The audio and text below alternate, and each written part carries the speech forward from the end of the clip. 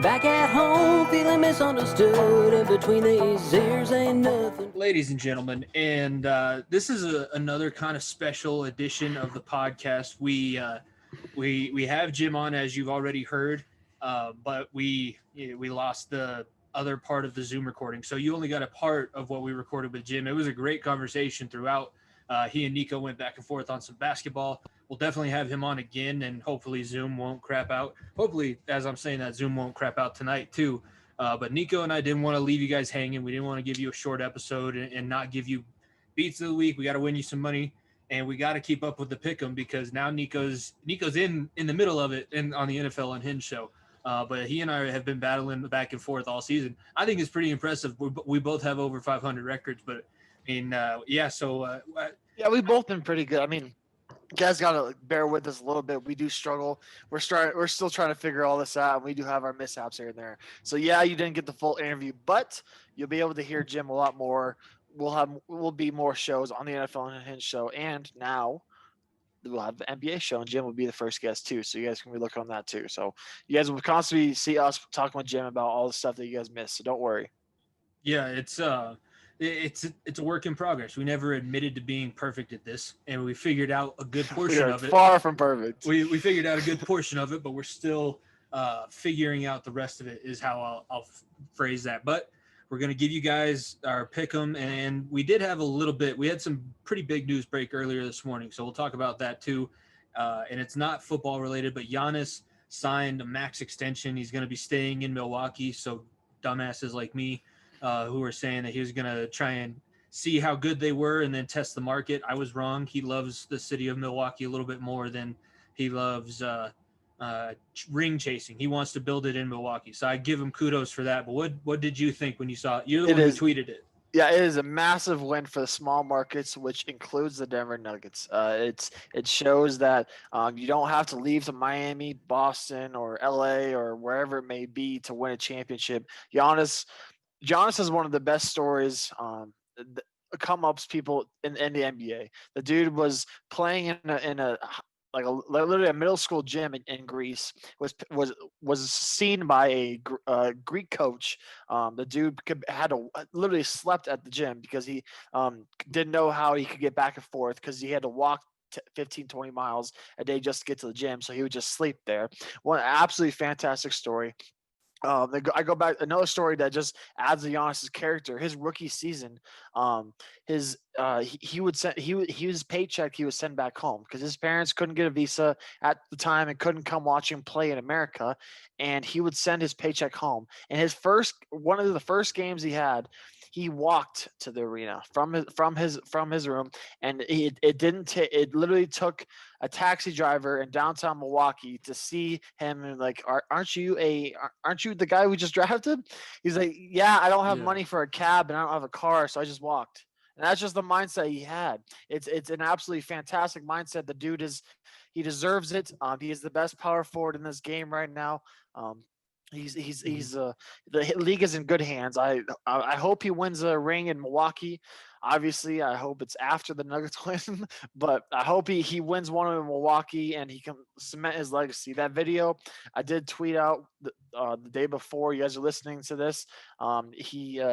There's a video, or there was a snippet of him and his dad in the Bucks arena, and he was telling his dad all about how I hope my jersey is up there one day, and I hope that next to the likes of Oscar Robertson, Kareem Abdul-Jabbar, all those Bucks greats. And he was telling his dad how those players were so good, and that's why the jerseys were up there. And well, his dad had passed away recently, I think within the last 3 years, and it shows a testament to his character, and he deserves all the money. He got paid. He's guaranteed $252.5 million, a $250 million. Absolutely insane, man. And, well earned. And that's for a guy like Greece. I highly doubt anybody in Greece, especially from where he's from in that country, is expecting to see $250 million American dollars. And he's done that. He's got he just had his first son, so he's starting a family. So he's set his family up for generations now. That's generational, lifetime changing money. And that's one of the cooler things about pro sports is that you get a ton of stories like that. LeBron's one of those stories, coming from nowhere in Akron, and now starting with the promise school and everything like that. So I hate on LeBron plenty, but I'll give him his credit where it's due. And I think him and Giannis, I enjoyed kind of seeing the banter go back and forth last year about who should be MVP and that whole conversation. And I think the two of them being the faces of the league, LeBron in the West and Giannis in the East, I think it's better for the NBA as a whole. It's already, and the NBA is already moving forward. It's not as much of a gap between the NFL, the NBA, in popularity wise anymore. Yeah, I think the NBA has solidified itself at least as the number 2. Baseball has fallen off because of Rob Manfred and his dumbassery, and then the NHL, it's still a top sport in Canada, but it's still growing here in the States, so that's why it's not number 2. But basketball is right up there with football as being one of the most popular. It's not there yet, but people are loving it more and more because of stories like this. Yeah, speaking of hockey, I'm wearing my BNVR Avalanche shirt. We are also going to have an NHL show on the network as well as the NBA show. I tweeted out the day before that you guys are listening to this. I tweeted out my new Cale Makar reverse retro sweater. But I'm super excited to get a little bit more into hockey. But I agree with you. Adam Silver is going to be the reason if the NBA overtakes the NFL, but he's already the reason why they're the number 2 sport in the country because the other 2 commissioners really – shit the I'm bed. not gonna, shit the bed. Yeah, they're not, say it nicely. Shit the bed. They're not equal levels of bad, but they're both bad. And then Manfred's just the worst of all time. All right, now let's go ahead. We'll start with the most dominant team of the week because we didn't talk about any of these games over the past weekend. We recorded the episode that you heard with Jim the week before any of these games happened. So the Steelers did lose to the Bills on Sunday Night Football. Niko, who is your most dominant team from last week? I'm gonna just rub salt into the wound more. It's the Seahawks, man. 40-3. The Jets scoring 3 points. That is by far the most dominant team. The Broncos only put up 3 points, but we didn't have a quarterback. Like we didn't have a single person that knew how to throw the ball within the last 3 years. And you're telling me this Jets team can't even put up more than 3 points with an actual doable quarterback? Yeah, that's just terrible. It's the Seahawks for me. Yeah, I mean, how bad do you think that plane ride home was? Because that's like a 6-hour plane ride after you got beat by 45. Your coach is still going to be in the office on Monday. That was terrible. It was bad. It just gets worse and worse for the people in the Meadowlands. What a get-right game for Seattle. That was whoever put out the schedule. They did them a solid there. My most dominant team, I mentioned them, the Buffalo Bills, because they came out. I was thinking that they were going to win. I picked them in our Pickem last week. That was one of the games that we split. And I was really impressed. I think Josh Allen is solidifying himself. I didn't get to have the Josh Allen debate on NFL Unhinged, but he's solidifying himself as a guy who's figured it out. And it's not – he used to be able to pad stats with short throws, but now he's able to make all the different kinds of throws. He started slow, and then he came back, got hot. In that third quarter, him and Stephon Diggs were just on a tear. So they look really good, and the Steelers are inflated. They're definitely not good enough to be 11-2 at this point of the season, but the Bills took care of business, and they took care of business really handedly. So that's where they're my most dominant team of the week. Oh, no, I don't hate that at all. I mean, like I said on the NFL Unhinged show, I love Josh Allen. He's one of the guys that I wish the Broncos would have taken. I love Bradley Chubb, but that would have been a fantastic seeing Josh Allen in orange and blue, but it is what it is. The dude's balling out in Buffalo, and I can't hate it because, I mean, the dude is a fun talent. He went to college right down the street at Wyoming from us, man. It's a fantastic story. The dude deserves all the credit. Stephon Diggs, man, how about revitalizing your career, man? I mean, it's the Vikings just threw you to the wolves. They're like, we don't even care about you anymore. Yeah, they got Justin Jefferson, but Stephon Diggs has been one of the most incredible receivers this year. That Diggs and Josh Allen duo is fantastic. Top 5, no doubt about it. The 2 best receivers for Josh Allen, a quarterback like Josh Allen, is Stephon Diggs and Cole Beasley, and he has both of them. But the Vikings are very lucky that Jefferson pick worked out because that was the pick that they did trade Diggs for. But if that didn't happen and you let one of – I get that he was probably a little bit of a diva in Minnesota. He didn't have a quarterback to really get him the ball, but that guy can run routes like nobody's business. Did you see he barely touched that cornerback and tossed him 5 yards after he did a stop route? It was unreal. And he had like 6 receptions on a drive for 86 yards. He basically accounted for the entire offensive drive. So that they look really good, and they're moving a little bit more towards a contender in my eyes. I didn't necessarily think that they could beat Kansas City or compete with them going into Sunday Night Football, but now after having watched them on Sunday night and the Chiefs didn't look great, that would be a matchup that I'm way more interested in seeing than I thought I would be. Yeah, no, it's Josh Allen now it was Lamar versus Patrick Mahomes everyone wanted last year. Now it's Josh Allen versus Patrick Mahomes because both these dudes have some of the most incredible arm talent this league has ever seen, and it's just going to be a fantastic show. I hope they meet in the playoffs. Maybe it's for the AFC Championship, who knows, but that'd be great entertainment, no doubt about it.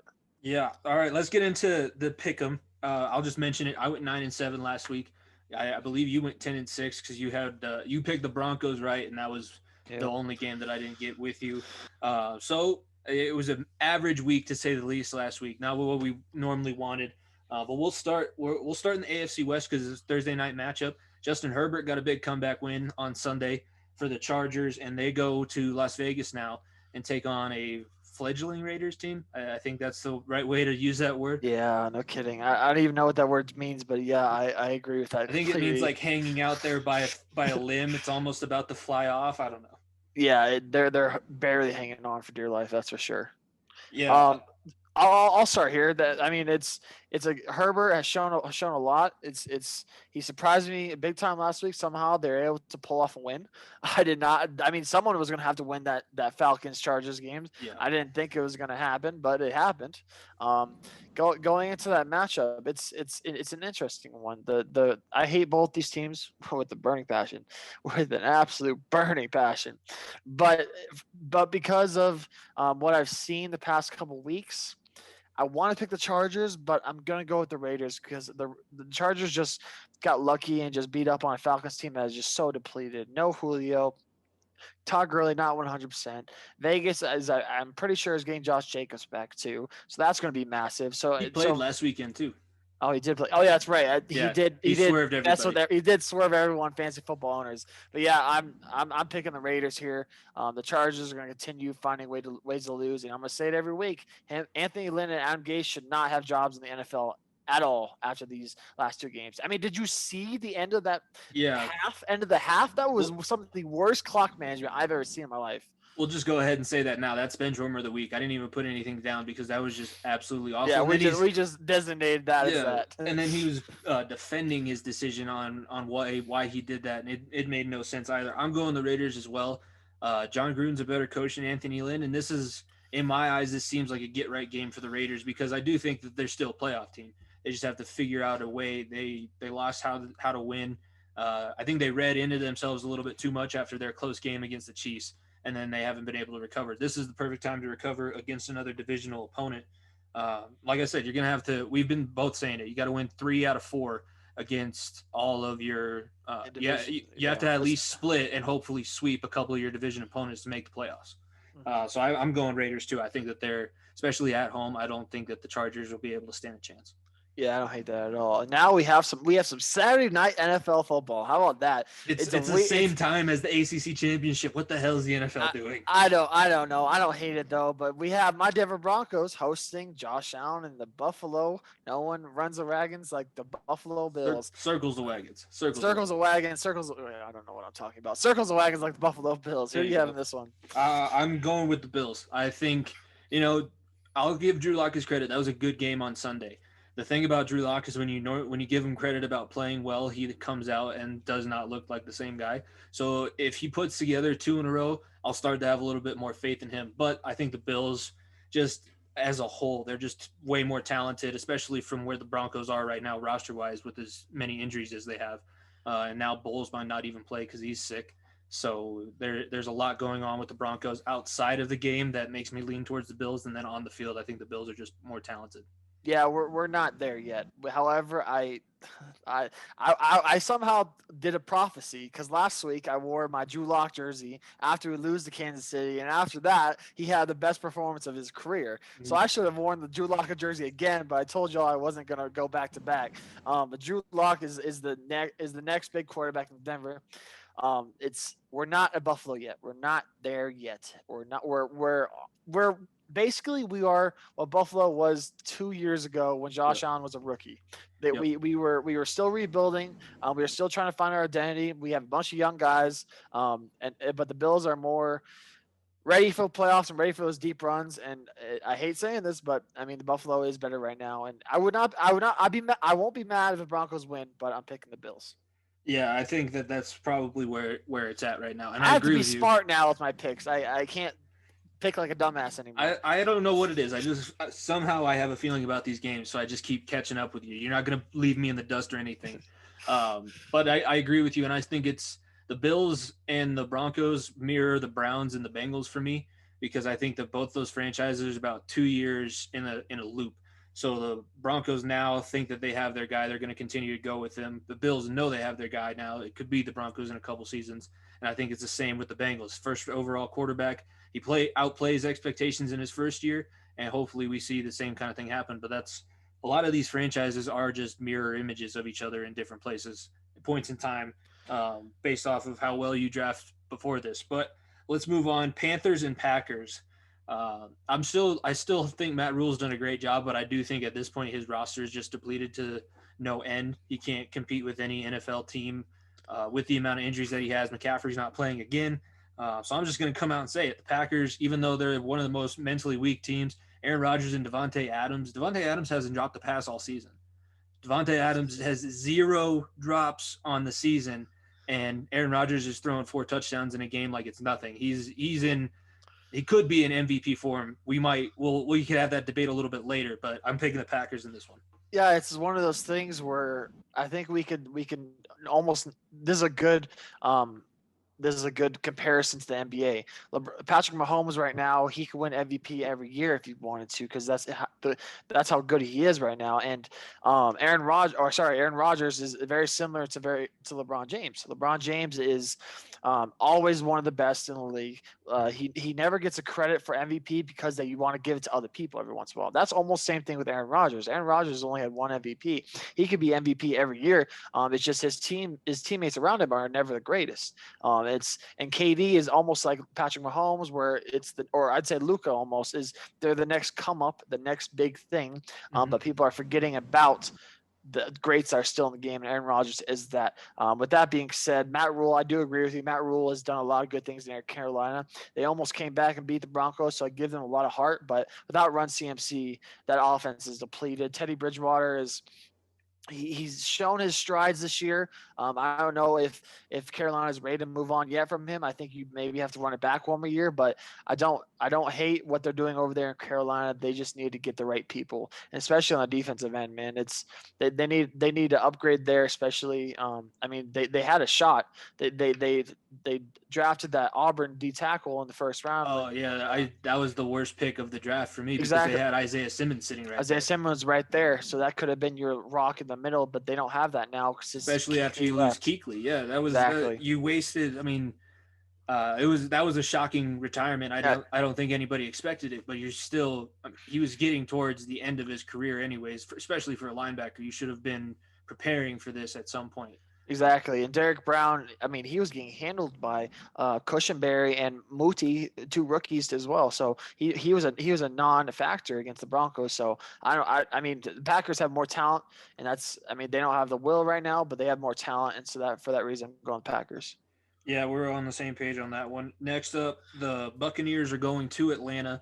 Tom didn't look great, but he did pick it up a little bit more than what we've seen. Mm-hmm. And maybe they're ironing out some of the problems that they have in the locker room. That's one of the franchises, like, if you're looking just based off talent-wise, they should be beating everybody by 20, but they have some sort of chemistry issue ever since they brought in Antonio Clown. I won't use his actual last name because he's still a clown. But it's one of those situations like, why aren't they just dominating teams? They dominated the Packers. That was impressive. But now they've lost a couple games that they shouldn't have. So who do you have in this one? Oh man, I would like to say the Falcons have a shot here, but I mean, it's seeing what they did against the Chargers. If there's no Julio, you only have Calvin Ridley out there. It's the battle of the Super Bowl from, I believe it was 4 years ago, maybe 5 years ago, 4 or 5 years ago, with the Falcons and the Patriots. It was Tom Brady versus Matt Ryan. The Falcons fans, whenever they see Tom Brady on the field, it's just bad juju. It's just bad juju no matter what. It does not matter if it's in a Patriots uniform or a Bucs uniform. This is not good news, and you know in the back of your head what happened, and you had the Super Bowl in the palm of your hands. So for that reason, I'm going the Bucs. I wish Kyle Shanahan was still the offensive coordinator so he could redeem himself. But honestly, I think if he was the Atlanta offensive coordinator, he might just go cry in the corner because you don't come back from that. He still hasn't come back from that. It still haunts him. I think that's why the 49ers, and funny enough, I'm going the Bucs in that game too. I think that they're too talented to be overcome by the Falcons. 49ers are the next game. 49ers Cowboys. This is a good matchup. If you remember back to the 90s, this used to be the NFC Championship every year and basically the Super Bowl because the 49ers and Cowboys were the two best teams in the league. But it's definitely not that now. It's definitely not that at all, man. Kudos to Andy Dalton. I'll give him his credit because he did go into the jungle and lay a fucking ass kicking on the Bengals. But hey, it's I knew that. I knew you'd hate that. But I mean, if Joe Burrow was playing, I feel like you guys might have won. But it would have been a shootout if he was playing. That would have been an interesting storyline as like the successor and the guy who never really did anything with it. But never could get over the hump. Yeah, the Cowboys defense is still mind-boggling to me. They lost Van Der Esch. I don't think they have Sean Lee playing anymore, but Jalen Smith is still one of the top, I think, inside linebackers. They just don't look like they know how to play defense. I don't know if it was their coordinator that they fired, but Mike McCarthy has that team in all sorts of wrong ways. So he's on the hot seat right now. He is 100% on the hot seat. I can't in good conscience say that the Cowboys are going to win this game because I think Kyle Shanahan gets a bad team ready to play better than I think Mike McCarthy does. And that's what you have here. Two very bad teams, but Kyle Shanahan's coaching is the X factor. I think he's a way better coach than Mike McCarthy. So I will 1,000% agree with you on that. So you picked the 49ers here? 49ers. So I agree with you that Shanahan is a far better coach than McCarthy, but I trust Andy Dalton more than I trust Nick Mullins or CJ Beathard or whoever San Francisco puts behind there. I don't think they have Kittle still. Mostert has been banged up. Deebo Samuel has had good games, but you have to have a decent quarterback to get him the ball.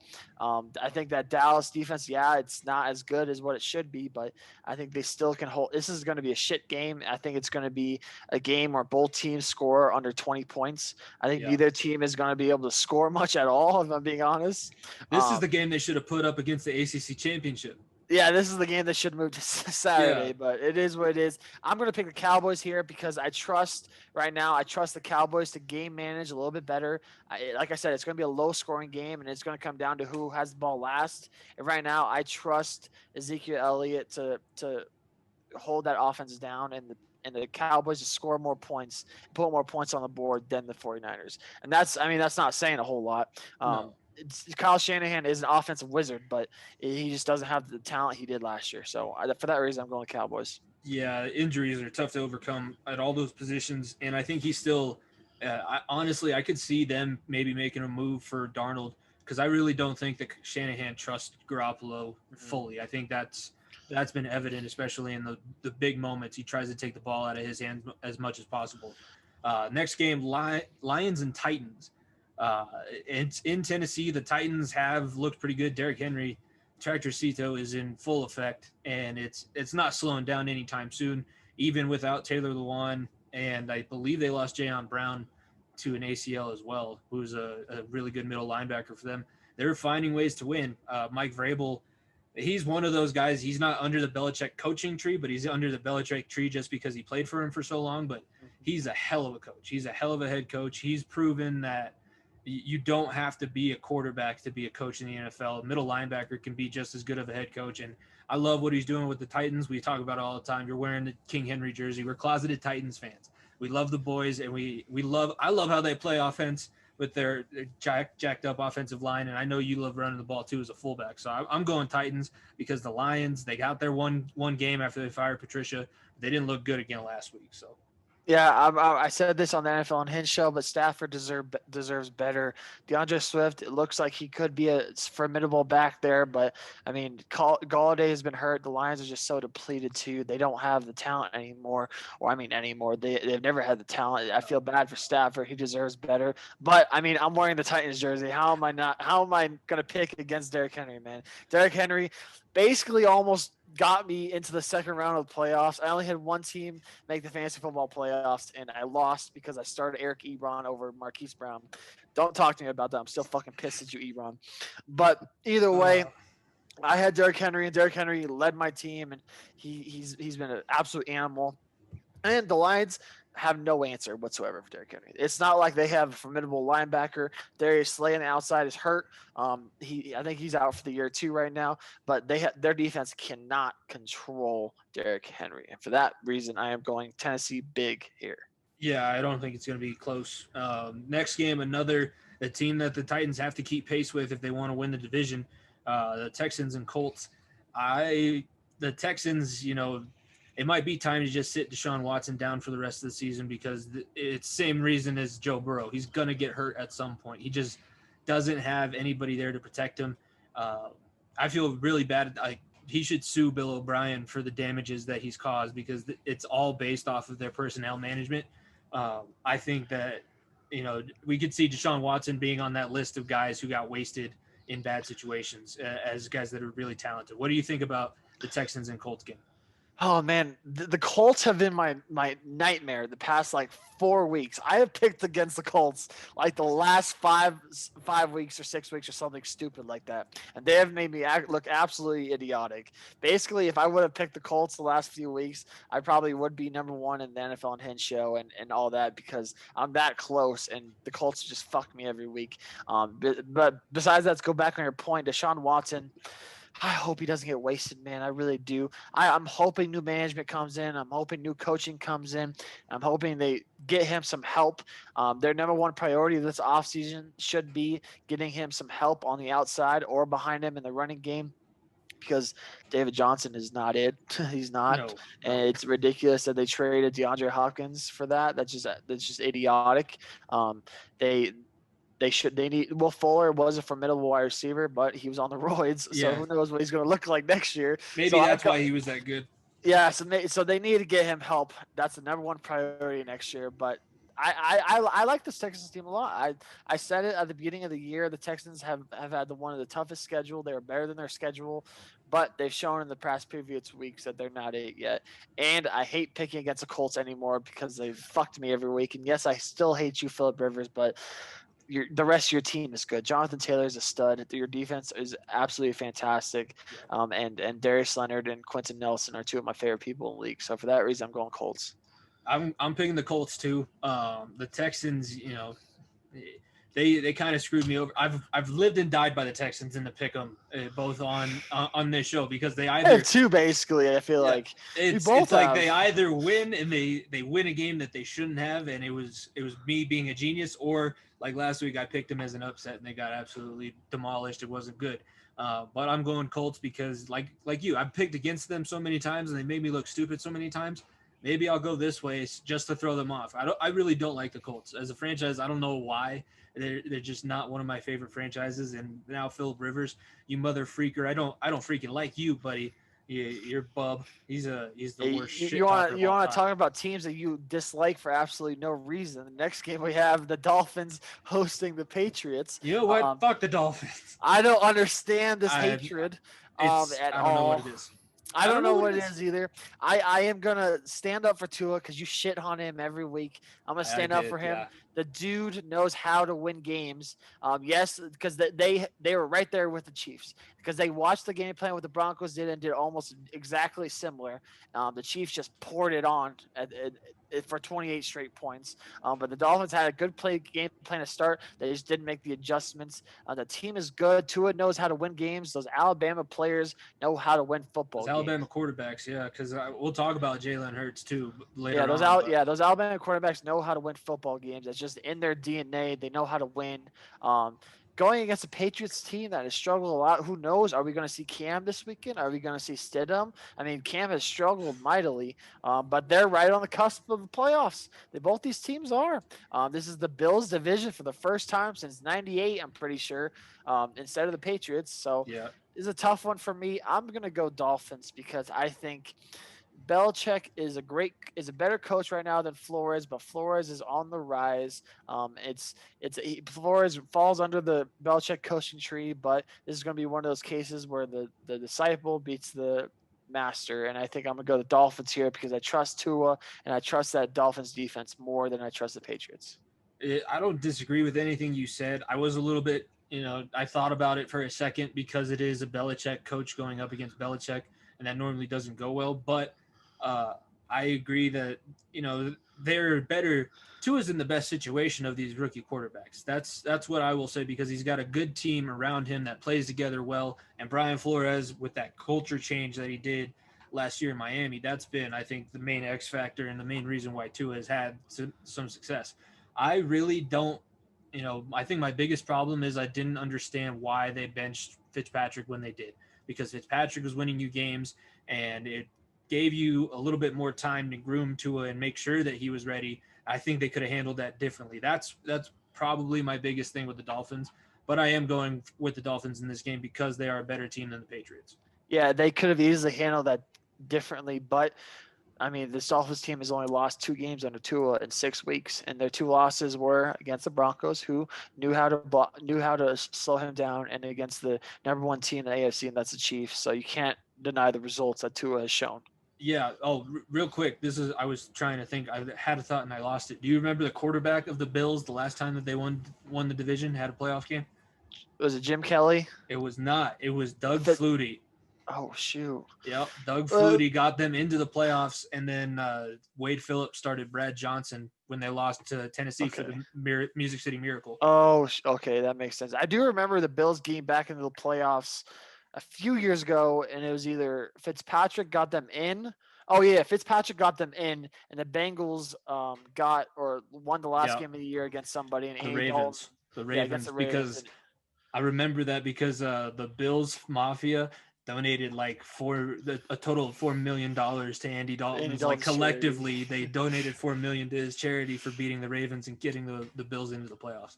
Yeah, so now, but I mean, Bills Mafia doesn't have to worry about that anymore. They don't need luck anymore. Josh Allen is going to help them. He's gonna be the guy for a long time. They love him in Buffalo. He's never gonna wear another uniform. He's he's this generation's Jim Kelly. That's what he's gonna be for the Bills fans moving forward.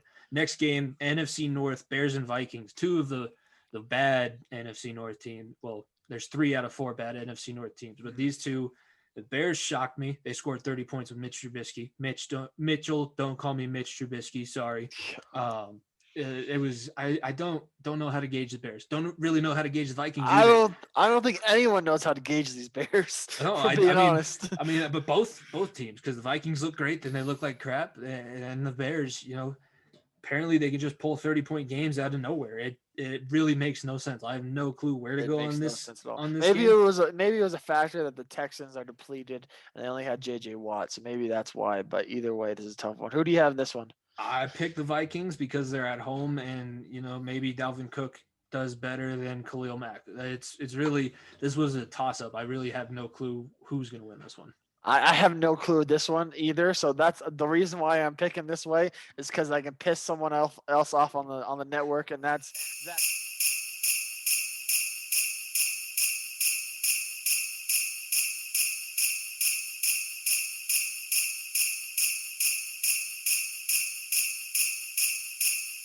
What's up, Benchwarmers of the Unhinged Sports Network? We're here to talk to you today about Fanatics, because I mentioned it in the episode that I believe is out by now that you're listening to this, but I got a nice Bengals shirt. I got the 3/4 with the burrow on the back and the Tommy Hilfiger sweatshirt. So, I mean, it's quality stuff, too. And I know Nico's been hounding that website ever since we got the link, too. I know. I'm a closet Titans fan, so I got myself a Derrick Henry jersey just because, you know what I mean? I mean, there's so many great deals on there. Yeah. If you use our link through the link tree as well, man, you can click on the link and you can buy whatever through that time. You can buy basketball stuff, hockey stuff, football stuff, baseball stuff, NASCAR, soccer. I mean, there's so many great things on there, man. All officially licensed. All officially licensed stuff, man. There's so much good stuff, and you can buy whatever. And it's that time of the year. Go get yourself your parents or your friends some jerseys or some stuff, whatever it may be. They have shooter sleeves, basketball shooter sleeves that I got too. So coasters. I've seen coasters, a speaker.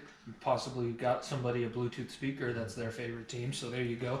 Or you could be your own Santa. You can get a gift for somebody else, the sports fan in your life, but it doesn't have to be just football or basketball. There's everything that you could possibly think of on there. So go hit the link in our link tree to Fanatics, help out the Unhinged Sports Network, and help out the far end of the bench as well. Thanks, guys. Did, and they only had JJ Watt, so maybe that's why. But either way, this is a tough one. Who do you have in this one? I picked the Vikings because they're at home, and maybe Dalvin Cook does better than Khalil Mack. It's really, this was a toss-up. I really have no clue who's going to win this one. I have no clue with this one either. So that's the reason why I'm picking this way is because I can piss someone else off on the network, and that's Zach Kyleman. So I'm picking the Bears There you go. because Bears fans are gonna have to teeter on the fact that I guess we have to keep Trubisky for another year because he played 2 good games. Oh. So I'm picking the Bears with the upset. Shout out Gridiron Gallery. Zach's gonna podcast. roll over in his grave if Trubisky is the quarterback of the future, and You've I'm made- gonna make sure that happens. So I'm You've picking made the him Bears. fall off the screen before. You might make him fall off No, the screen Kelsey again. did Well, by comparing Jay Cutler and Aaron Rodgers, but you gotta listen to the NFL On Hin show and watch it on our YouTube channel if you're watching this on our YouTube channel now. But there's great the network guys are a lot of fun, so we love doing those shows, and the banter's always great. So you have the Bears, I have the Vikings in that one. You want Trubisky to stick around and continue that myth that he was a good pick. Seahawks and the Big Washington. myth. Yeah, big myth.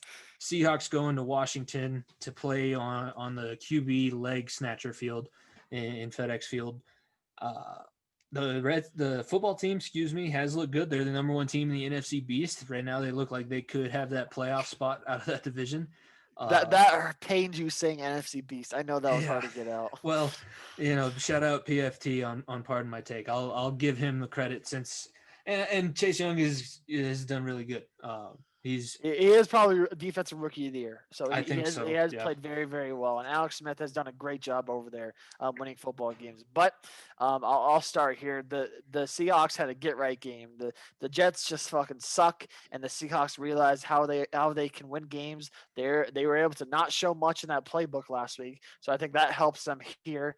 They just ran probably a few plays here and there and did not show what they have in store going forward. So for that reason, it was basically a bye week for the Seahawks last week playing the Jets. So for that reason, I'm going the Seahawks. Big. Yeah, I'm going Seahawks because Alex Smith isn't going to be the starting quarterback. I played with Dwayne Haskins, and I hope that he's able to figure it out somewhere. But so far, what I've seen from him and hearing about him bragging about throwing, it's the same problem I had with Drew Lock when he threw 4 interceptions but threw a touchdown. So you're smiling on the sidelines. Haskins is bragging about how many yards he throws for when they're getting blown out by 40.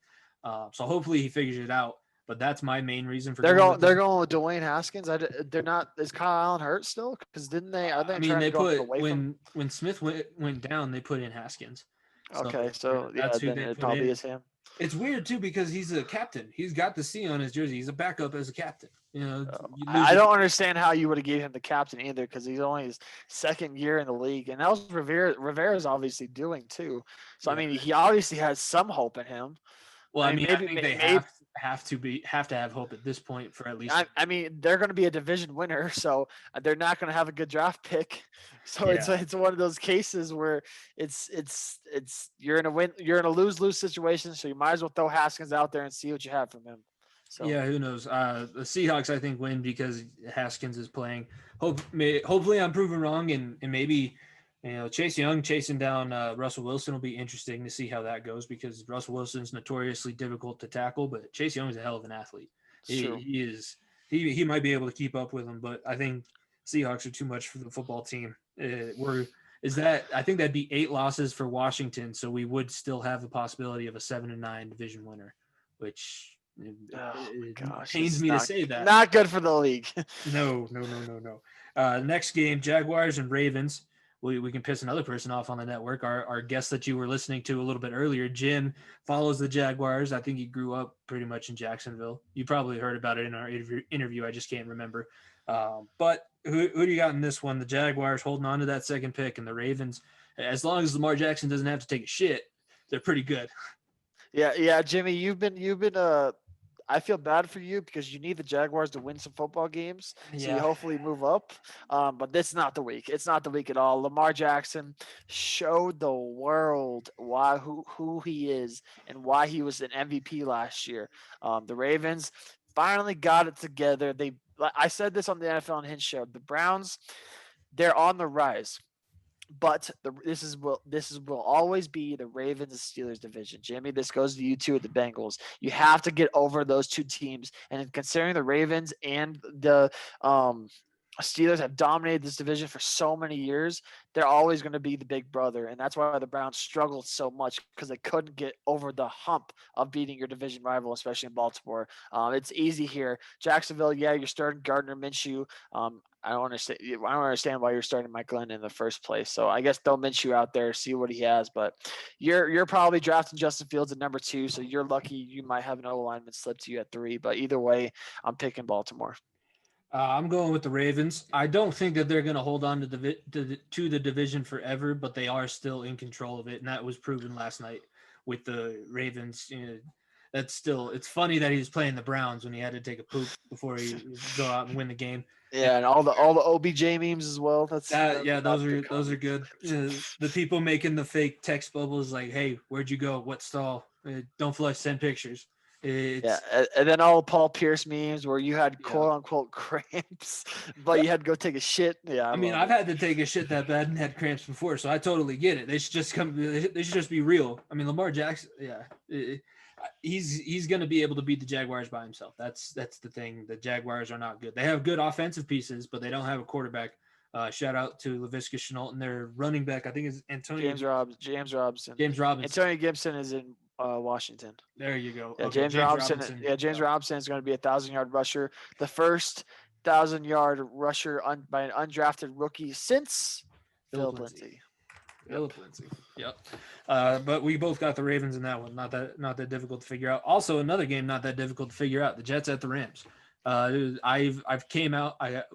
This will be fun because the next episode that you guys are able to listen to or watch after this, we'll have my brother on the Bull Pickem show, so you guys can kind of go back and forth about the Jets in person. But I got off the bandwagon. They're gonna go 0-16 now. There's no doubt about it, and the Rams are gonna get another big win and move further ahead in the NFC West. How many weeks I got left? 3, right? 3 weeks left? I think 3, yeah. All right, perfect. 3 more weeks and then $200, baby, are in my pocket. 3 more weeks, I got $200 in my pocket because my 0-16 bet back from week 4. Thank you very much. It's still alive, and the Jets are going to continue to keep doing that. And for that reason, yeah, I'm not picking the Jets. I'm picking the Rams. Tank for Trevor. Yeah. Tank for Trevor. And then Trevor is going to say, I don't want to play for you. You tank for Trevor, and then as soon as you can fire Adam Gase after that last game, you fire him. Don't let him walk off the field having a job. Trevor, no, I swear, that was just a phase. I'm better now. I talked it out. I smoked in high school, one of those things. They're going to do whatever they can, say whatever they have to say to get Trevor Lawrence to go up to Newark.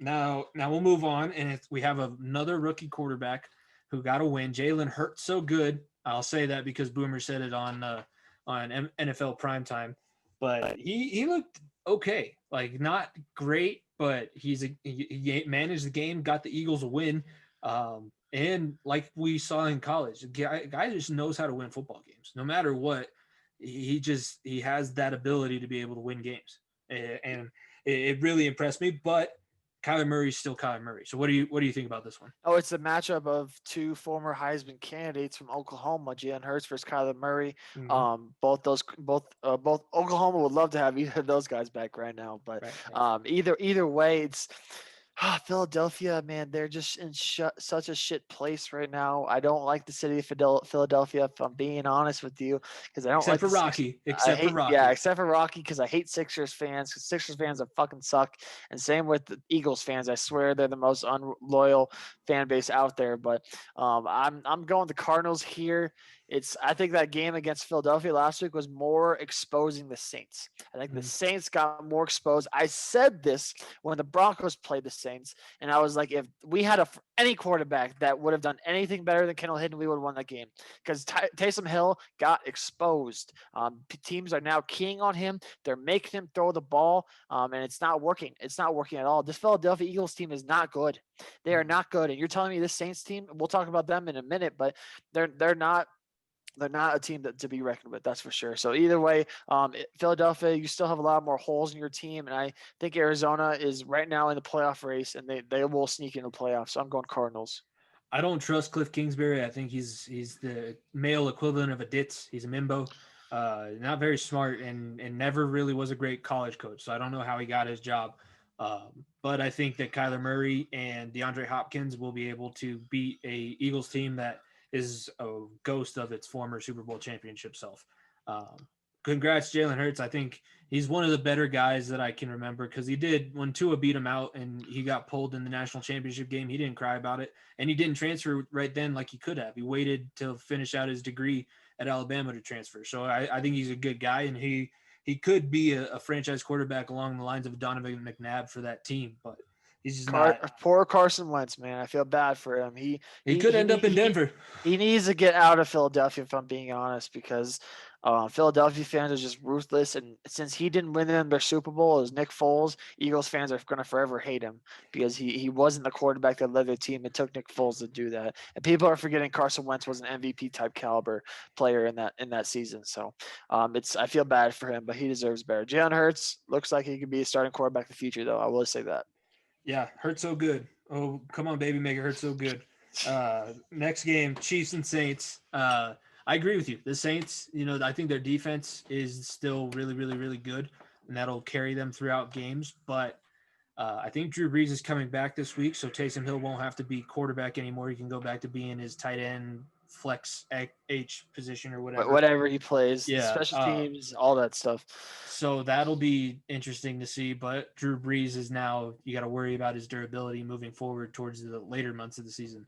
And losing that last week, possibly losing the number 1 seed, now you're not going to get the dome all the way through the playoffs. You might have to go play in Green Bay where it's cold, or you might have to go to places that are uncomfortable. This is bad news for the Saints because they're a better team at home anyways. So I don't have enough confidence in them after what I saw to pick them to beat the Chiefs, because the Chiefs are, and even though they didn't look great in their game, they are just the best team in the league because they were able to sleepwalk through most of that game and still come away with a 20-point. I think they won by 2 scores at least. Yeah, no, they scored 28 unanswered. Yeah, they're just. I don't see the Saints after what I saw last week beating the Chiefs because the Chiefs are that damn good. So I'm going Kansas City. I agree completely. The Chiefs run the AFC. The Saints are, I would say they're the Steelers of the NFC, if I'm being honest. They've won a lot of games against some bad teams. They've beat bad teams. The Broncos, yeah, I'm putting them in that caliber because we were a shit team when we played them because we didn't have a single player, a single quarterback. But the Saints have been gifted by an easier schedule. Now that they're having to play actual teams that are good and top quality. I'm going with the Chiefs here easily because Tyreek Hill has been.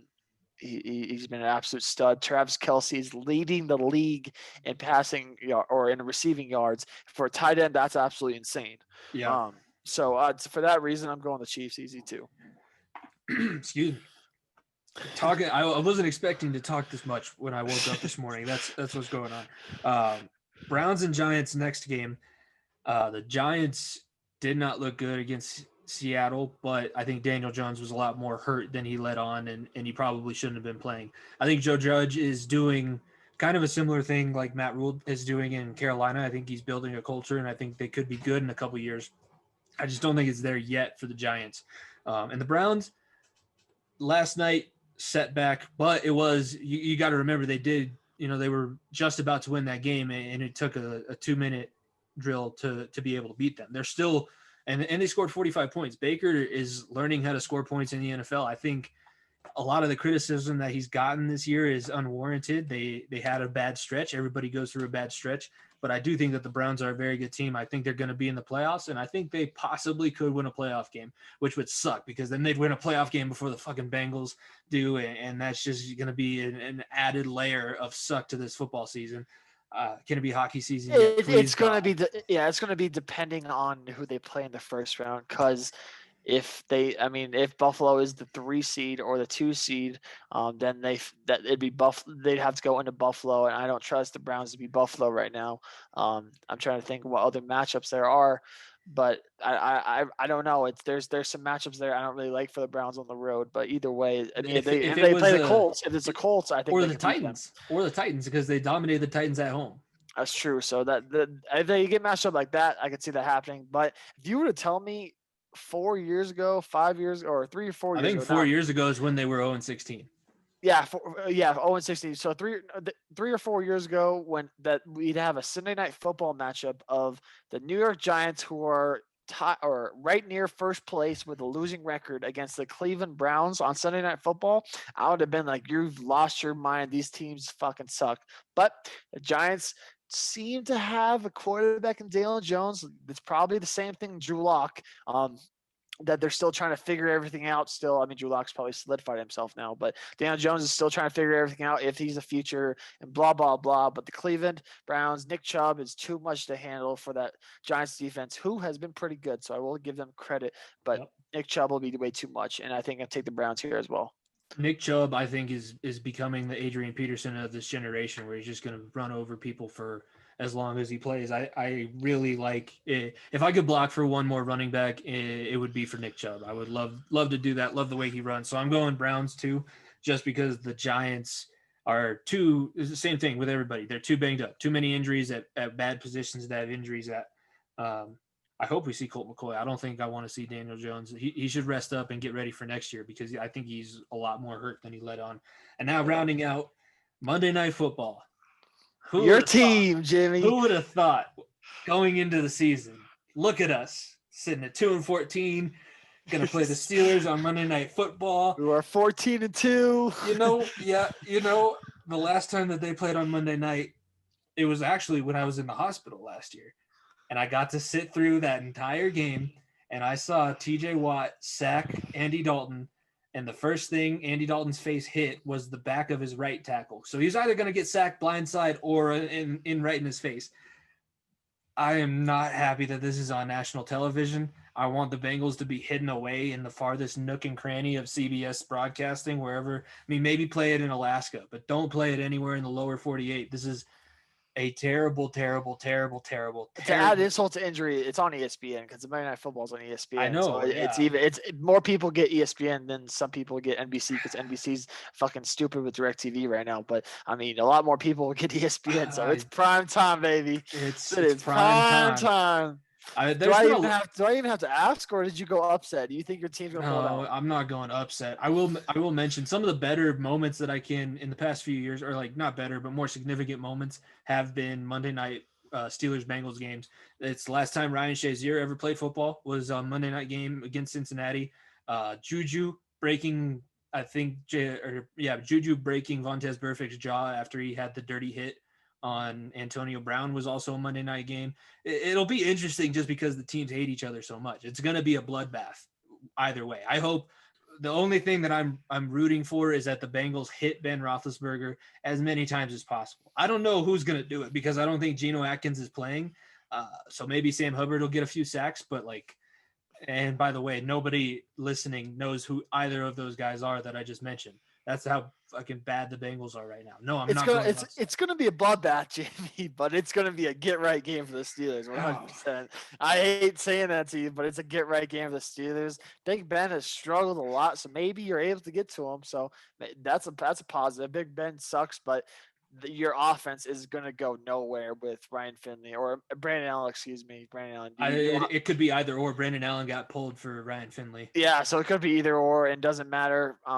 Either one of those guys can't hold up to the Steelers defense, because I guarantee if there's a prop bet out there, I would take Minkah Fitzpatrick to get a pick or get an interception this game, because I feel like the Steelers defense is just going to prey on Brandon Allen. If there's an look at the bright side, Jimmy. This isn't Joe Burrow getting thrown to the wolves. Yeah, right. It's not Joe Burrow. He did get to play. He did get to play the Steelers in Pittsburgh before he got injured, so he did get that. Because I always want a quarterback to play at least one game against all their division opponents, just to see how that feels. Because if they're the franchise guy, they're going to have to be going up against these guys for 15 years. If there's an over-under on sacks that the Steelers are going to get, hit the over as hard as possible, no matter what it's set at, because that's how poor this Bengals offensive line is. It's very. As an offensive lineman, it's the most depressing thing that I can turn on a Sunday, and I'm just really glad that most of the time the Bengals games are not in market, because then I can just keep up with the ESPN app, and I don't actually have to watch my team get slaughtered. I can just see the digital. And now it's on high definition on thousands of TVs around the country. Yep, Steve Levy is going to get to call the Bengals getting beaten by 60 points against the Steelers, and it's going to be glorious. Oh, Just by pain. the way, yeah, pain. January 13th, 1991. That's the date that the Bengals won their last playoff game. We are about to hit 31 on that streak. So good on, or 30 years. Yeah, you're at 29. You're almost at 30. We can that streak can rent a car. That's how long it's been since the Bengals have won a goddamn playoff game. And the Browns are gonna somehow pull it out of the ass and break their streak. Yeah, they were 1994, so they've been waiting a while too. But come on, that's just add salt to the wound, Jimmy. I want hockey. I want hockey badly. Please let it be hockey. That's okay. That's all the games. We both picked the Steelers. Yeah, whatever. Go ahead. Yeah, woohoo. Now let's move on. Beats of the week. Win some people some money. We mentioned Benchwarmer of the week was Anthony Lynn for his clock. Basically, the whole Chargers offense, especially the field goal unit, trying to run out there. So we don't have to. Yeah, we don't have to debate that one. But beats of the week, we can win some people some money. I'm going to go first because I think I'm going to make you very happy with what I'm about to say. Bull to win the NBA Rookie of the Year is plus 1,800. Yes, he still counts because he didn't play any games before the bubble started, and the bubble didn't count towards any of last regular season. So Bull has looked really good in the training camp videos. I haven't watched any preseason basketball. I know you have. So how does Bull look in game action? Well, he's only as we're recording this, there's only been one preseason game, and he's only played in the last 2 minutes. So I don't know if that's Mike giving him some rest or what it may be, because that's not very promising. However, I am going to give a little bit credit. Zeke Naji looked really good. And fucking Facu Campazzo, man. God damn, I love that human. I love that human being. Honestly, put him up for Rookie of the Year because this dude is going to be an absolute menace. Facu. The dude's going to be so much fun to watch. Bobo has a promise, but hopefully he gets some minutes. Campazzo, yeah. He wasn't on the FanDuel odds yet. He doesn't have any odds to win the Rookie of the Year. LaMelo was number one at like plus 390. Yeah, he's shown he looks pretty. The videos I saw look pretty good. He can shoot a lot better than Alonzo, and then also his LiAngelo got cut after not even playing. He didn't even play in the first preseason game, which was hilarious in my opinion. But it's if you don't even play in a preseason game, you get cut. That means you were just absolutely terrible in practice. Because preseason games, they still throw you out there, even if you're on the teetering of you should be on this team or not. They still throw you out there last 2 minutes, and LiAngelo didn't even get a minute, so it must be bad. All right, what's your first beat of the week for this episode? My first beat of the week, I'll stick with basketball because this game is going to be coming out the day after we record next week. It would be out Tuesday, and since we have a Bull Pickem, I threw in one of these games, but I'm picking the Pelicans to beat the Raptors at plus 175 on opening night. Pelicans showed me a lot, man. Zion. That's enough said. Zion's been Zion. Yeah. Brandon Ingram looks like he could be another All-Star this year. I really liked him last year too. Yeah, I mean, people are, and I mean, I said this when I joined the Reserves podcast, but Steven Adams was one of the most slept on moves this offseason. They add a solid big that will get you so many rebounds and get you those gritty points underneath. So the Pelicans have a lot of promise. The Raptors have not looked good. Losing Serge Ibaka might hurt them a lot. They need OG Anunoby to be better, and they need a big season from Pascal Siakam to be better. So for that reason, I'm picking the Pelicans to beat the Raptors at plus 175. My future partners on the NHL show for the network are not going to be happy about that. The Bleacher Connection guys, because they are Canadian, so they love the Raptors, and they'd like to say that the Raptors are a contender in the East. So that'll be an interesting, and that opening night will be interesting anyways to see how teams are going to look this season. But that'll be, I don't mind that bet. I think Zion he's going to be good enough to win a few games by himself, I think. I don't know about by himself. I think Brandon Ingram would be the one to win games by himself, but I think Zion is going to be not all-star type level yet because he's in the West still, and there's a lot of great players in the front court in the West that he has to deal with getting into the All-Star game. But the dude's going to be a problem though, that's for sure.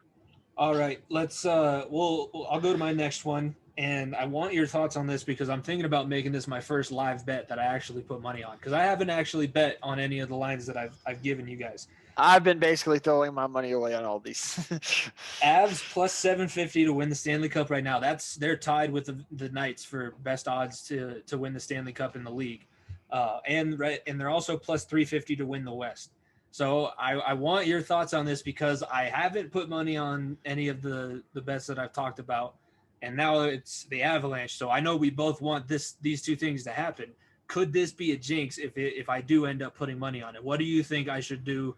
Do you think that I should put the money down for these two props? Jimmy, I'm going to be dead honest with you. I took that bet after the season ended. I took that bet after the Lightning won the Stanley Cup. Before the draft, before everything, before I saw the free agency moves, and before getting Devin Taves, and before getting all that, I'm pulling up the odds right now. When I see all the bets I have in currently, but I love that. 100%. I love that. I threw $25 down on that. I believe it was at plus 1050 when I took it. I'll pull up the odds right now, but I don't hate that at all. I just didn't want to. I don't want to be the reason that they end up not having the season we want them to have. I don't want to be the jinx. So, but if you're that's fair. That's fair. I don't hate that though. If you're on board, I'll put 25 down on this as well. We'll see. Hopefully this happens. I'm already invested in it. I already put $215 invested in my new more of my Avalanche wardrobe and the reverse retro jerseys. So I'll go ahead. I'll make this a live bet. Why not? I mean, win that money back, Jimmy. Pay out that jersey. Win enough to. I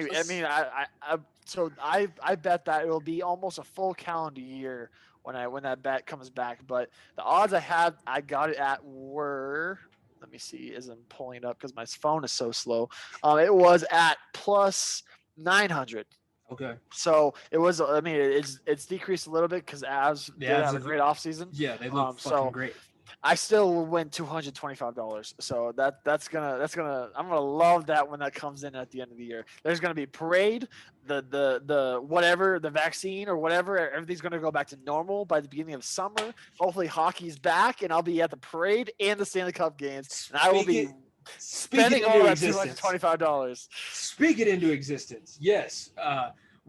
If they do have fans at the playoffs, we got to go to a playoff game. We'll make that like a vlog for the YouTube channel because we could be media credentials for that because we've been working on that too. You know what? The only bad part about that was we wouldn't be able to drink if we were in the media credentials. Other than that, everything else will be perfect. But I'll go ahead. We'll speak it into existence. I'll put money on the line, so hopefully that it happens. I'm going to be praying every night that I get the payout on that bet. But let's go. That'll be my first just look at it like that. Just I mean, it's two lunches. Like it's $25. It'll come out with, I think it's about $215, maybe the exact with $850. I'm not entirely sure, but it could work out with all that. You'll be able to win your money. It'll be beautiful and it'll be a happy day.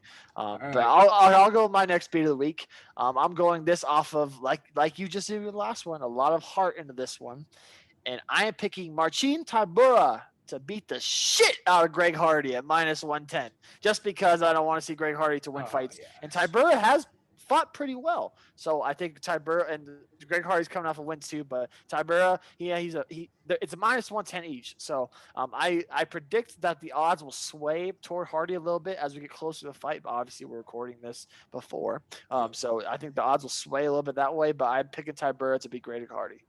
Yeah, fuck Greg Hardy. I mean, there's no other way to put it. I don't want him to fight for the championship because just on that off chance that he possibly wins it. But if Ngannou wins the belt, I would love sicking Ngannou. It would be like, did you ever watch the Bully Beatdown shows with Mayhem Miller? No, they would take, it was on MTV, and Mayhem Miller would find these kids who are getting bullied and bring the bullies in and fight some little UFC fighter. I think Tyron Woodley was one of them. Mayhem Miller fought a couple of them, but these bullies would just get the shit kicked out of them by professional fighters. And I think if we should just put Greg Hardy in the cage with Francis Ngannou and just let that happen because everybody would like that. I'll add another bonus to that. Let's throw fucking idiot Jake Paul in there with fucking Connor at this point because it's. Did you see him? It's so stupid. The day that we're recording this on Tuesday, he had a viral clip of him throwing toilet paper at Dylan Dennis while he's getting interviewed. So stupid. Oh my god. People got to think about this for a second. Conor McGregor knocked out Cowboy Cerrone, who is a 25-year vet, one of the most storied wrestlers in UFC history, in under a minute. You're telling me this little shithead is going to last more than a minute? Kick rocks. There's no fucking shot. No, Conor McGregor's McGregor one of wiped the the floor. he's the best striker besides maybe Israel Adesanya in the entire organization. There's no hands down with what he's been able to do. I mean, knocking out Aldo in 7 seconds. Yeah, sorry to get off topic, but that just fucking pissed me off today more than the Paul brothers are in the news very, very often. We'll have to talk about Logan and Floyd at some point. I might find out what illegal stream you watched that on, so I don't have to buy that pay-per-view. I won't say it out loud, but you won't have to. You don't have to say it out loud. I don't want to get us in trouble for whatever reason, but I'll go with my next beat of the week, or actually, I just went to the Tyburo. You go. What's your last one? Sorry. My next one, I don't think it's going to happen. I think Clemson's going to be able to get it done in the rematch with Trevor Lawrence, but Notre Dame right now is plus 300 to win the ACC. Wow. And right now, like you were saying when we on the part of the episode with Jim that we lost, if Notre Dame were to come in and win the ACC and then leave and prove that, this whole thing wasn't about conferences, I just needed a place to play, I think that the school is going to want to do that, because then they're going to get more money from NBC to keep their TV rights, and they're going to be able to pick and choose a little bit more what conference they go into, because technically they're in South Bend, Indiana, so they're in Big Ten country. So they could be in the Big Ten. They compete in the ACC this year, go in, win it, beat Clemson, who's been everybody says ACC's Clemson and everybody else. Plus 300 for a historical game like this could be something. I mean, how disrespectful would it be for Notre Dame to go to the ACC, win the ACC championship, and then next year the Big Ten welcomes them in for whatever reason, and they win the Big Ten championship? Oh my God, that would just be absolute stupidity. But just to go back to my other point, my wow wasn't you picking Clemson. My wow was plus 300, because that's disrespectful. That's just disrespectful. Because the plus 300 is Notre Dame to win, correct? Yeah. Okay, yeah, so that's disrespectful for a team that just beat you earlier on in the year. Yeah, it's hard to be a team twice, but Notre Dame has a talent. They have talent. There's a reason why they're the number 2 team in the country right now. So I don't hate that at all. I would love to see what the spread is on that. I bet the spread is very, very favorable. I don't know if I'd pick Notre Dame to win outright, but I might pick the spread, because I would guess it's probably under 7.5 if I'm betting. I'll pull it up right now. But while you're doing that, I'll do my last beat of the week. My last beat of the week, Cowboys to beat the 49ers. If the 49ers are depleted, it's plus 130 right now. That's one of the best NFL bets this week, because, I mean, it's a very heavy – I mean, you and I picked a lot of the same games. Same teams here. It's a very heavily favorable matchup for the not the odds. It's a chalk week. Yeah. It's a chalk week. Yeah, there's a lot of teams that should beat teams this week, and that's one of the worse off games. So I had to throw in an NFL game in there. So Cowboys to beat the 49ers plus 130.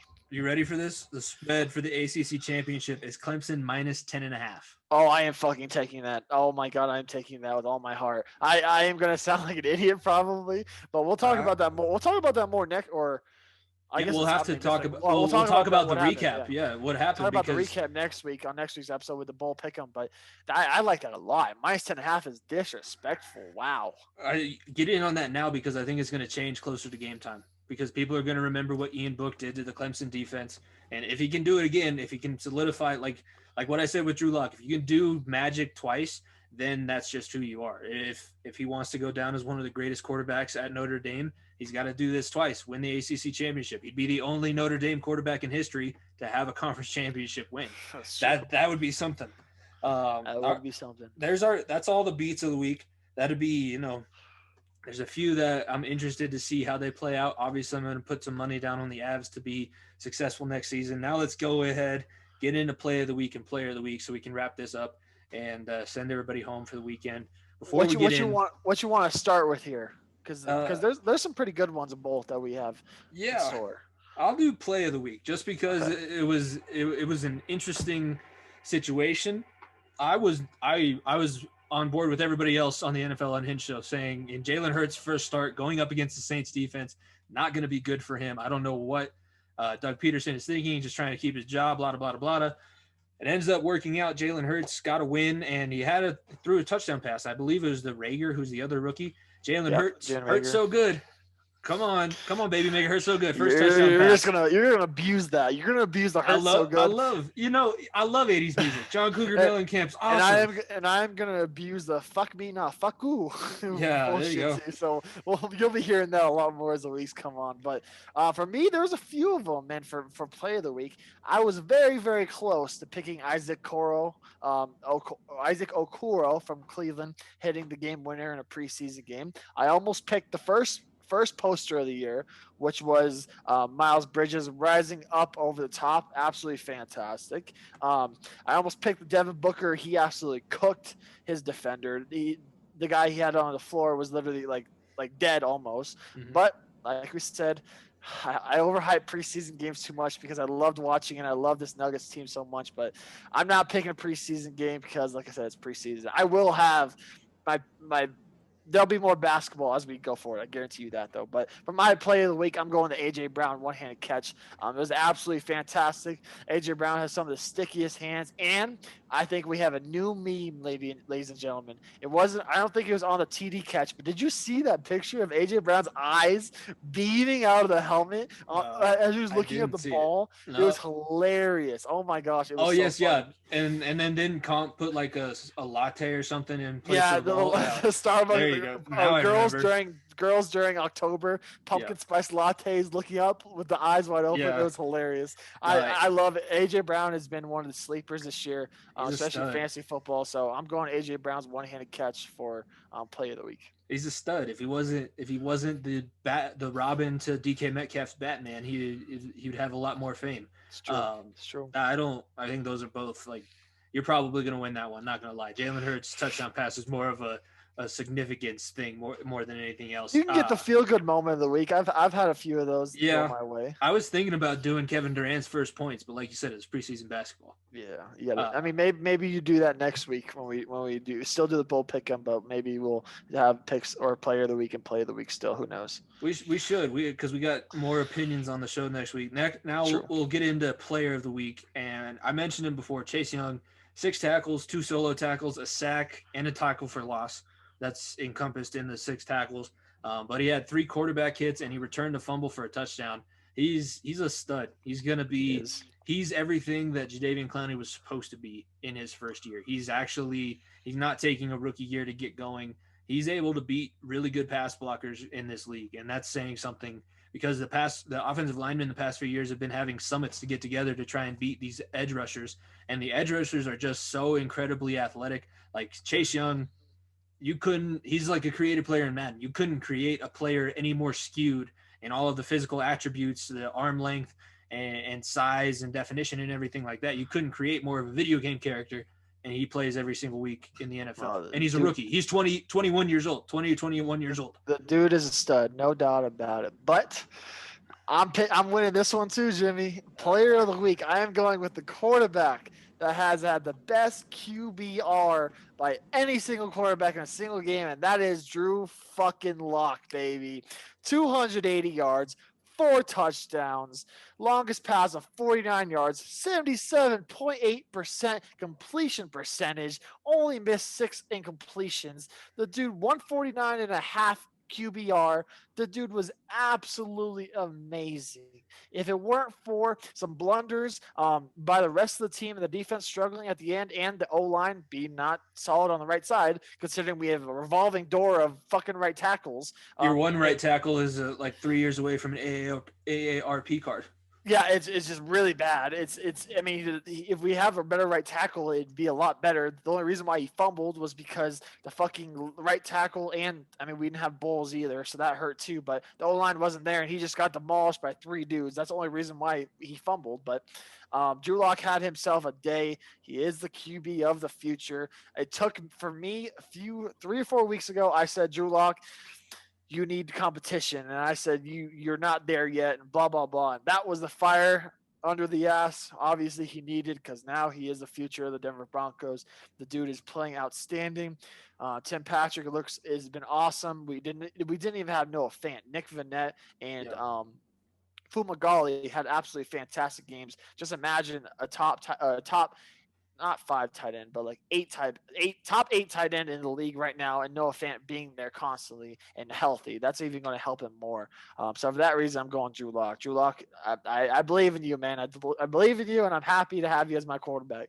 Just don't let it go to your head. That's all I'm saying. And the last time that he had a game like this, he ran off the field saying, "Don't start booing too early." And then we all remember the stinker that he laid out there the next 2 weeks. Yeah, but that game he sucked the first half. He just led it back to a win. So there's a difference between the two games. This game he was a stud throughout. We came back and he played a second half game. This week he played a full game. So that's why he's 2 weeks. Just do it 2 weeks in a row. I said it the time that he did do good against the Chiefs. He did do good against the Chiefs. Okay. He had 2 touchdowns, which is more than Patrick Mahomes did, because Mahomes would have had 2, but he only had 1. So that's why Drew Lock is showing a lot more promise, and I feel a lot more better about this Broncos team than I have at the beginning of the season. That's for sure. I'm not going to give you too much shit because I don't want to catch all of it coming back at me next year when I'm sitting there like Joe Burrow. Everybody loves Joe Burrow. Everybody just Joe Burrow. And you're going to be able to just look at me and go, hey, they're 5-11, and that's as good as they're going to be. So I'm not going to give you too much shit for Drew Lock. Just do it 2 weeks in a row. That's all I'm saying. All right. Fair. Let's wrap this up. We went a little bit longer than we were expecting, but it was good stuff. And we didn't want to leave the Benchwarmers on YouTube now, our new Benchwarmers. Go ahead, subscribe, ring the notification bell if you're watching on YouTube. Tell your friends. Didn't want to leave them hanging for a week without an episode because Zoom screwed up the video with Jim. And we didn't want to leave our audio Benchwarmers hanging with just the 50 minutes of audio because I think that we have a pretty good content, and we would like to give everybody as much as we can. And this was great. We're on the network. You had your reserves rerun that we told Jim to put in there, and now we got this little tidbit in there. Got to talk about some current sports that happened that we didn't get to talk about. Exactly. I mean, we're gonna keep saying it. You have to bear with us. I'm a dumbass. Jimmy is smart. He's the brains of this fucking project, but we struggle with our stuff still. So we love putting content out, and like we said, man, we said it this morning. We weren't gonna put anything out because we weren't sure, and the timing was well. And I told Jimmy, why don't we just record the last second half? Because why the fuck not? Because we both missed it not recording Monday night, and we thought, might as well do our last segments.